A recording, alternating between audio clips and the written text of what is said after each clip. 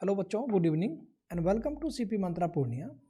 बच्चों, आज हम लोग दर्पण सूत्र को देखने वाले हैं। जो आज का जो लाइव सेशन है, इसमें प्रकाश के परावर्तन बोले तो चैप्टर नंबर 9 क्लास 10th के फिजिक्स का दर्पण के सूत्र को आज हम लोग पढ़ेंगे।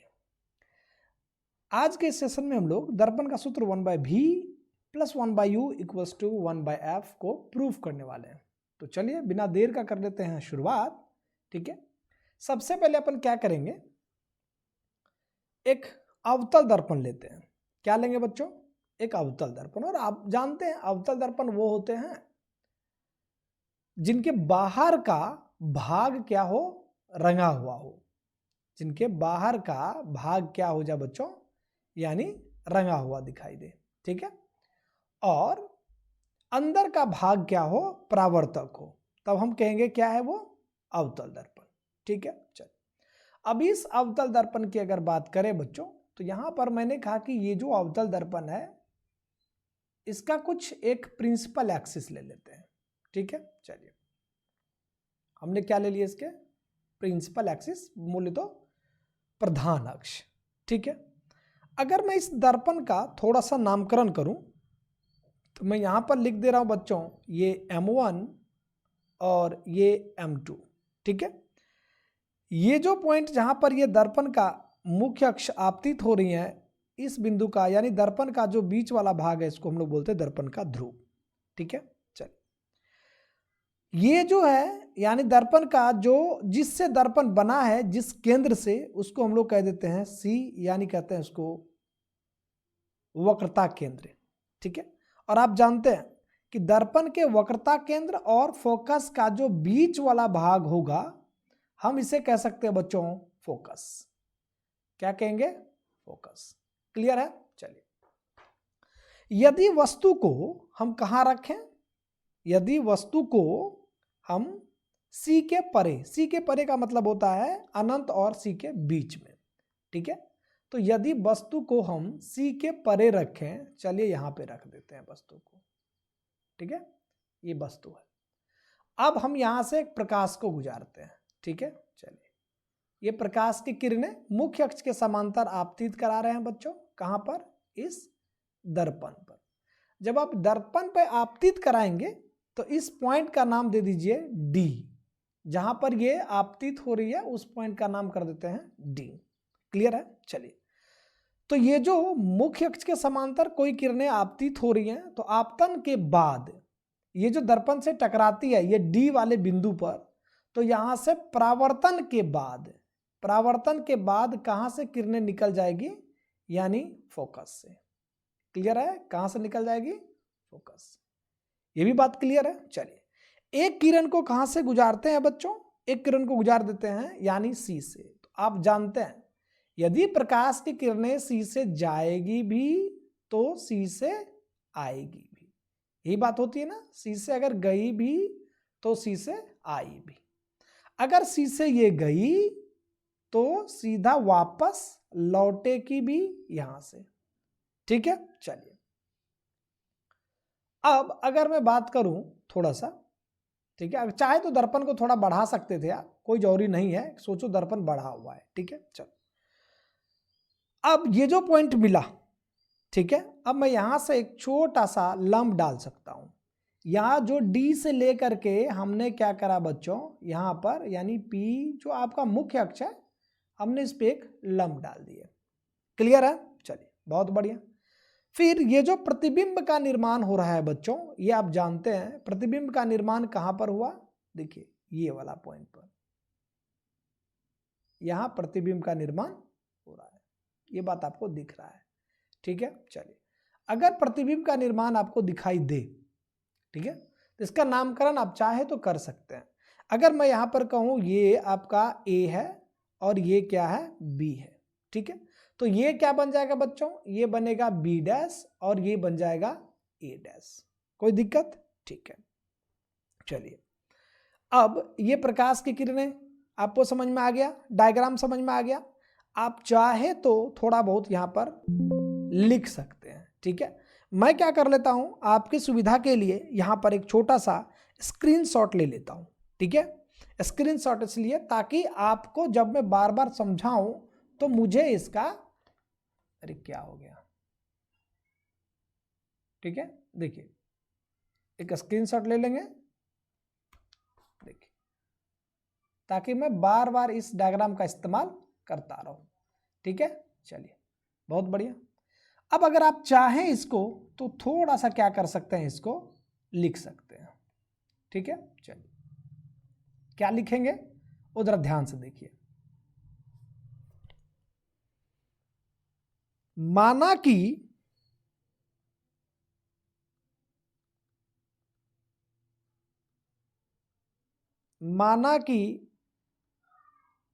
M1 M2 एक अवतल दर्पण है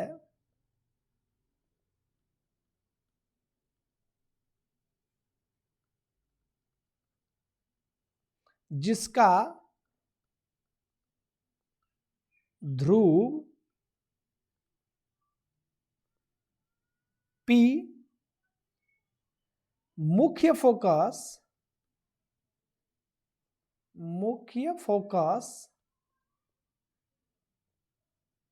F तथा वक्रता केंद्र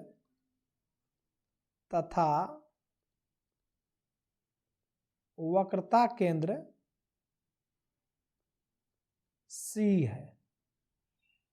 ठीक है, दर्पण के सामने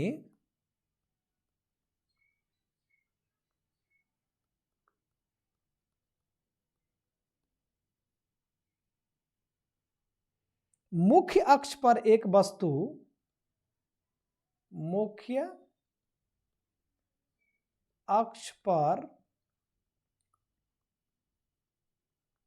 वस्तु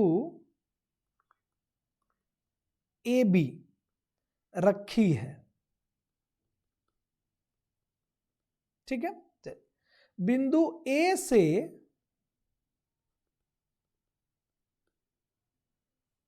मुख्य अक्ष के समांतर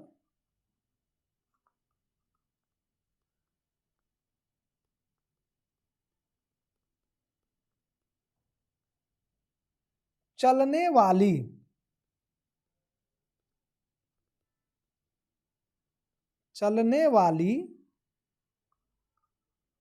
प्रकाश किरण AD, चलने वाली प्रकाश किरण AD दर्पण से परावर्तन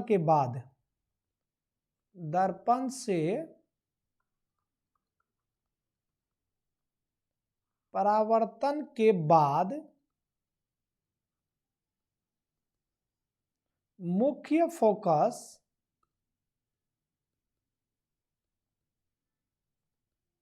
F से गुजरती हुई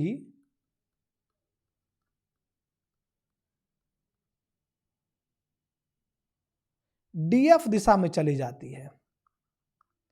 DF दिशा में, DF का मतलब ये हो गया बच्चों, ये जो पॉइंट है इसका नाम हम लोग D दे देते हैं, सॉरी D तो दे ही दिए। ठीक है, चलिए DF दिशा में चली जाती है।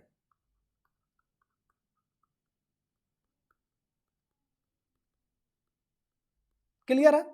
चलिए अब क्या कर रहे हैं बच्चों कि DF दिशा में जैसे चली जाती है तो बिंदु A से दूसरी किरण AE पर फिर से आती है।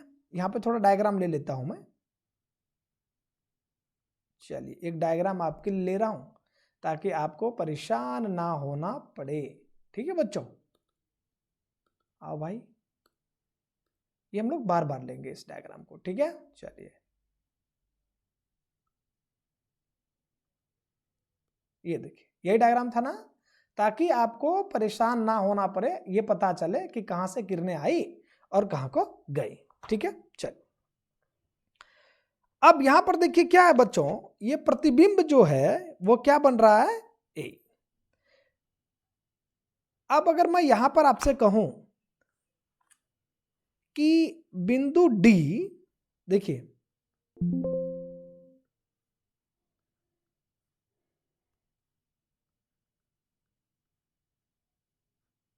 यहां से क्या बात चल रही थी बच्चों, मैंने कहा कि जब डीएफ दिशा में चले जाती है, ये देखिए डीएफ दिशा में चले जाती है, तो इसमें क्या हो रहा है, अब ये डीएफ में चले जाने के बाद फिर से एक प्रकाश की किरण ए से गुजारते हैं, ए से निकलती है और कहां से, सी से होते हुए, और यहां पर एक प्रतिबिंब का निर्माण करती है, जो प्रतिबिंब क्या है, ए डैश बी डैश। ठीक है, तो आप यहां कह सकते हैं बच्चों, बिंदु डी से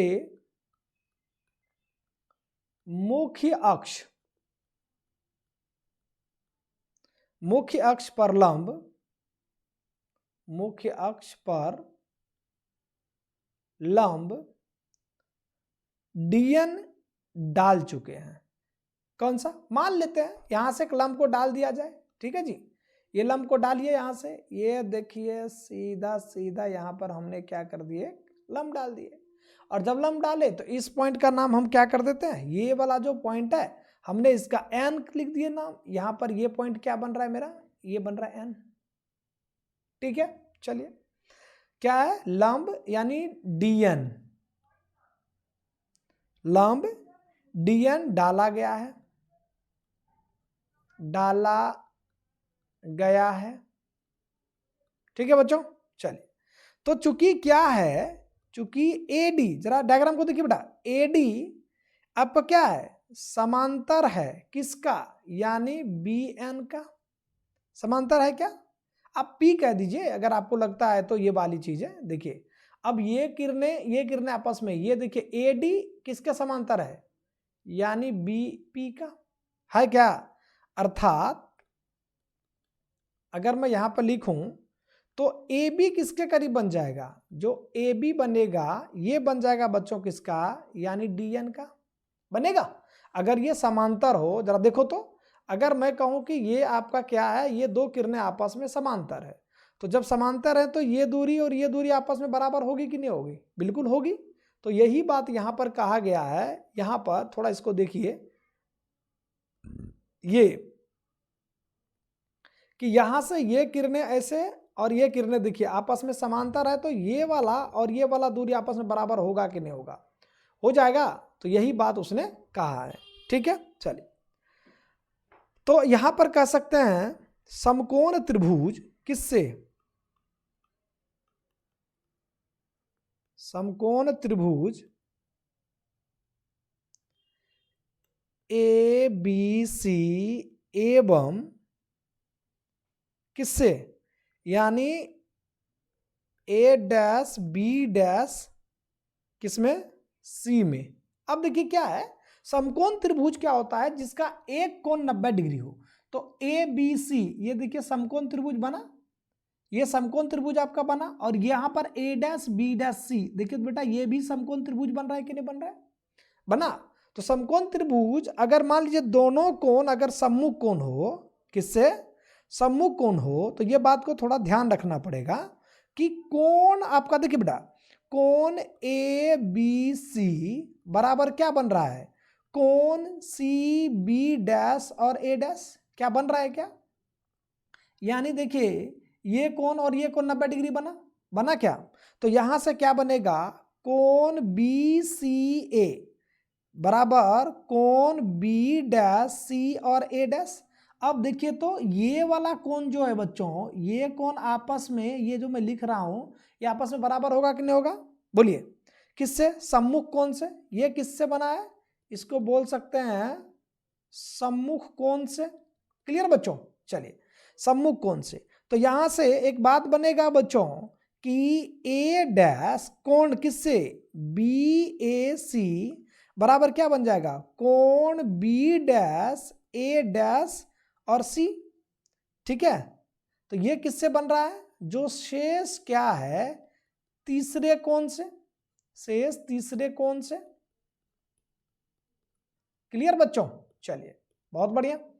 तो अब यहां पे कहते हैं कि त्रिभुज के संगत भुजाओं, अब देखिए क्या होता है कि यदि यहां पर छोटा सा पॉइंट में लिख रहा हूं, ठीक है, फिर मैं यहां पर ये डायग्राम का इस्तेमाल कर लेता हूं बच्चों आपके लिए खास करके, देखिए बार बार आ रहा है ना।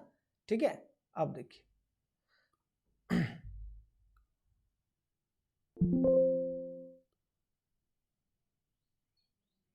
यही पॉइंट था और ये क्या था आपका एन था। ठीक है, तो अब मैं अगर यहां पर कहूं आपसे कि चूंकि ये त्रिभुज, अतः ये त्रिभुज क्या है, समान कोणिक है, समान कोण का है, ठीक है, अर्थात क्या है बच्चों, समरूप है। तो समरूप होने के बाद त्रिभुज के संगत भुजाओं, तो त्रिभुज के, देखिए मैंने त्रिभुज ना लिख के मैंने सिंबल ही इस्तेमाल कर लिया हूं, त्रिभुज के संगत भुजाओं का, संगत भुजाओं का थ्योरम पढ़े हो ना, त्रिभुज के संगत भुजाओं का अनुपात बराबर होगा, ये भी आप जानते हैं। अतः क्या बनेगा, ए डैश बी डैश बटा, बोलिए, या मैं ऐसे कर देता हूं, आपका मन करे कि सर हम ऐसा नहीं, तो ये वाला लिख दीजिए, ए बी बटा क्या बना, A dash B dash, A B बटा कितना, ए डैश बी डैश बराबर क्या बन जाएगा, देखिए ये बनेगा बी डैश बी सी बटा, बोलिए क्या, यानी बी डैश सी। क्वेश्चन 1 मान लेते हैं। इसी प्रकार ध्यान सुनिएगा बच्चों, इसी प्रकार अगर आप थोड़ा गणित को देखेंगे तो समझ में आ जाएगा। इसी प्रकार त्रिभुज किससे, देखिए तो ये यानी डी एफ एन, किससे बात कर रहे हैं, डी या फिर डी एन एफ कर दीजिए, तो मैं यहां से कहता हूं त्रिभुज डी एन एफ तथा किससे, ये भी तो आपका 90 डिग्री बन रहा है कि नहीं बन रहा है, देखिए तो ये बना, और ये अगर बन रहा है तो B dash a dash F, क्या ये 90 बनेगा क्या, ये देखो तो 90 बन रहा है कि नहीं बन रहा है, बन रहा है। तो डी एन एफ तथा यहां से बी डैश या ए डैश किससे, ए डैश बी डैश एफ से, तो यहां से क्या बनेगा, डी एन, देखिए अगर मैं कहूं तो डी एन बटा क्या बनेगा, a dash B dash, a dash B dash बराबर क्या बनेगा, यानी n F by B dash f, तो ये बनेगा एन एफ बाय क्या, बी डैश एफ बनेगा क्या, बोलो।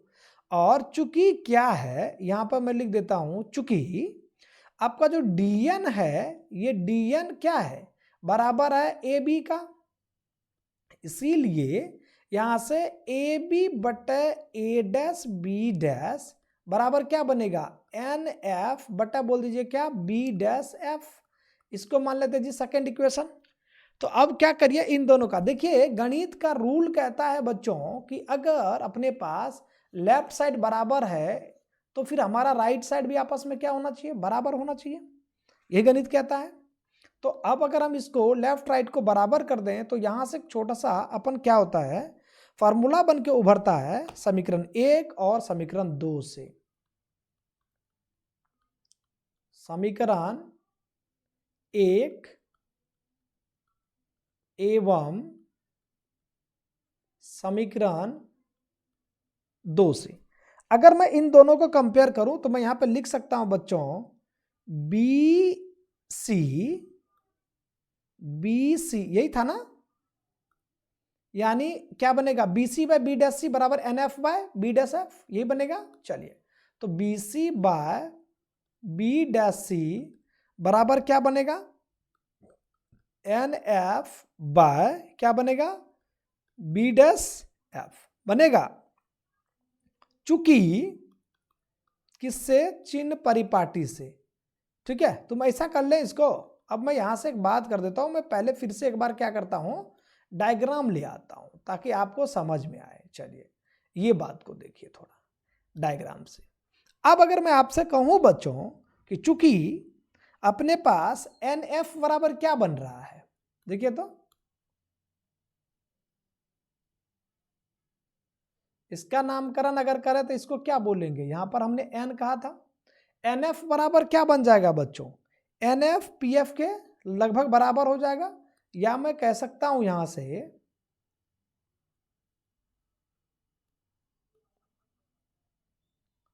यदि, यानी दर्पण का ध्रुव यदि बिंदु P, यहां पे लिख लिया जाए, यदि बिंदु P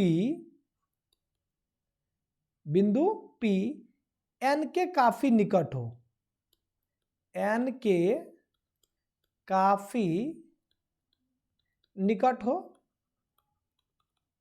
अर्थात मैं N जहां पर है वहां पर क्या कर सकता हूं, मैं P लिख सकता हूं। तो यहां पर क्या बनेगा, BC बाय B' बराबर बोलिए कितना, PF बाय कितना, BF। निकल गया। चलिए अब यहां पर एक छोटी सी बात आती है, लेकिन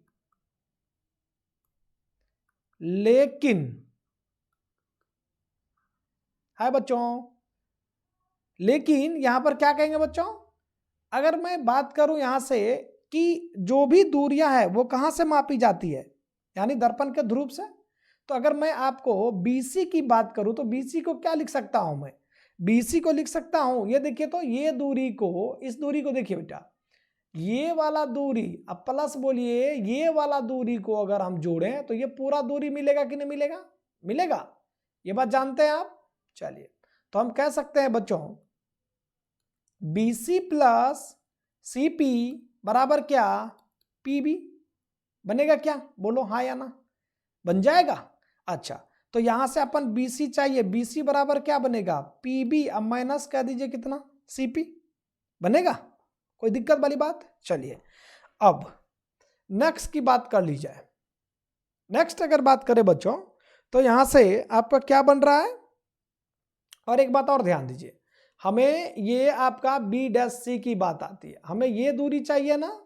देखिए बच्चों हमें ये दूरी चाहिए, थोड़ा मैं इसको जूम इन कर लेता हूं, ठीक है, हमें ये दूरी चाहिए, ठीक है, हमें ये दूरी चाहिए। तो ये दूरी निकालने के लिए पूरे में से अगर हम इसको घटा लें तो ये वाला दूरी निकल जाएगा, निकल जाएगा, आई होप सो। ठीक है तो चलिए थोड़ा और बड़ा कर लेते हैं ताकि आपको दिखाई दे। ठीक है जी, चलिए यहां पर कर सकते हैं बच्चों कि जो आपका B' अब प्लस बोल दीजिए B' बराबर CP बन रहा है क्या। तो अपन क्या चाहिए, B' बराबर क्या बनेगा, CP, अब माइनस बोलिए तो B' बनेगा क्या। ठीक है चलिए तो यहां से हम इसको पुट कर सकते हैं। तो जरा देखिए अब ये अगला वैल्यू क्या आएगा, अगला वैल्यू आ जाता है बच्चों आपका, ये फार्मूला में देख रहे हैं, ये वाला जो फार्मूला हमने लिखा है तो इसी में हमने पुट करना है। तो B', चलिए क्या कर सकते हैं इसको, B' किसके करीब आ गया था, B' आ गया था PB माइनस बोलिए कितना CP, अब बट्टे में क्या करेंगे CP माइनस कर दीजिए B' इक्वल्स टू कितना बन रहा है, इक्वल्स टू कितना बन रहा है, देखिए तो यही ना है जी। चलिए BF चाहिए आपको, तो BF कितना निकलेगा, ये जो BF है बेटा ये बन निकल जाएगा PB, अब माइनस बोलिए तो PF निकल जाएगा। चलो बहुत बढ़िया। ठीक है तो यहां पर एक छोटा सा हम लोग वैल्यू लिख देते हैं कि PB माइनस में CP बटा CP माइनस P' बराबर क्या बन रहा है, PF अपॉन में क्या बनेगा, यानी B', ठीक है, अब माइनस है बोलिए PF, निकल गया। चलिए चूंकि PB इक्वल्स टू, अब देखिए क्या है, एक बार डायग्राम फिर मैं ला रहा हूं आपके पास। ठीक है देखिए फोकस करिएगा बच्चों, अब हमें निकालना क्या है, यहां पर एक छोटा सा फॉर्मूला बन जाता है, इसको थोड़ा ध्यान दीजिए। अगर मैं कहूं क्या कि PB कितना बन रहा है, P से लेकर B तक का दूरी, ये दूरी जो है ये क्या है, वस्तु की दूरी, और वस्तु की दूरी को क्या बोलते हैं, U, चिन्ह परिपाटी, तो वस्तु इस तरफ है तो माइनस U। क्लियर है। चलिए अब यहां से आपका क्या बन रहा है CP कितना है, CP को बोलते हैं जी, यहां पर केंद्र बना, केंद्र से P की दूरी यानी माइनस में बोलिए कितना R, कोई दिक्कत, R बराबर क्या होता है, -R किसके करीब होता है, -2F के करीब होगा क्या। चलो अब अगर मैं बात करूं बच्चों यहां से कि B' बराबर क्या बन रहा है, तो B' ये वाला यहां से ये क्या है, ये प्रतिबिंब की दूरी है, प्रतिबिंब की दूरी को क्या बोलते हैं, हम लोग बोलते हैं भी माइनस का भी, बनेगा क्या। चलो कोई दिक्कत, अब आपके पास सब कुछ मिल गया है, PF भी मिल चुका है बच्चों, और यहां से PF बराबर क्या बन रहा है, -F, ये सब किससे लिए हैं? चिन्ह परिपाटी से, चिन्ह परिपाटी से। क्लियर हो रहा है? ठीक है, तो यहां से क्या बात बनेगा, अब ये जितने भी मान है इसको उठा के यहां पे रखो। पीबी बराबर कितना, बोलिए माइनस यू, और बोलिए कितना, माइनस का 2f बन रहा है क्या, अपॉन में क्या बन रहा है बच्चों, यानी माइनस का 2f, और यहां पर बन जाएगा माइनस का कितना भी, इक्वल्स टू कितना बन रहा है, माइनस का f, अपॉन में क्या बनेगा बच्चों, माइनस का भी माइनस का f बनेगा। चलो इसको थोड़ा सा हम लोग क्या करते हैं, इसको सरियाते हैं जी। तो यहां से क्या बनेगा, माइनस का u, देखिए माइनस का u प्लस बोल दीजिए 2f, देखिए ये वाली बात है, ठीक है, क्योंकि ये भी तो माइनस है, माइनस का 2f, तो प्लस 2f अपॉन में बन जाएगा माइनस का 2f और प्लस का भी इक्वल्स टू माइनस का f अपॉन में माइनस का भी प्लस का f। ये गणित है, अगर थोड़ा सा आप इस पे फोकस कर लेंगे तो ये आपका बनके तैयार हो जाएगा। ठीक है, अब इसको क्या कर सकते हैं बच्चों, हम लोग क्रॉस मल्टीप्लाई करते हैं। ठीक है, क्रॉस मल्टीप्लाई अगर करें तो क्या बात बनेगा, देखिए तो यहां से बन रहा है, क्रॉस मल्टीप्लाई करने से क्या बनेगा, चलें ठीक,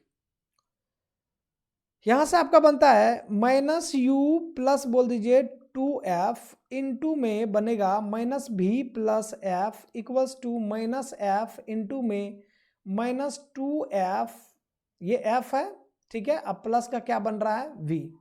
क्लियर, चलिए तो यहां से क्या बात बनेगा बच्चों, ये बन जाएगा u भी, क्यों minus into minus plus u भी, अब माइनस का बोलिए कितना uf, माइनस का कितना 2f इंटू बोल दीजिए कितना v, और प्लस का बोलिए कितना 2f स्क्वायर बनेगा क्या, चेक करिए।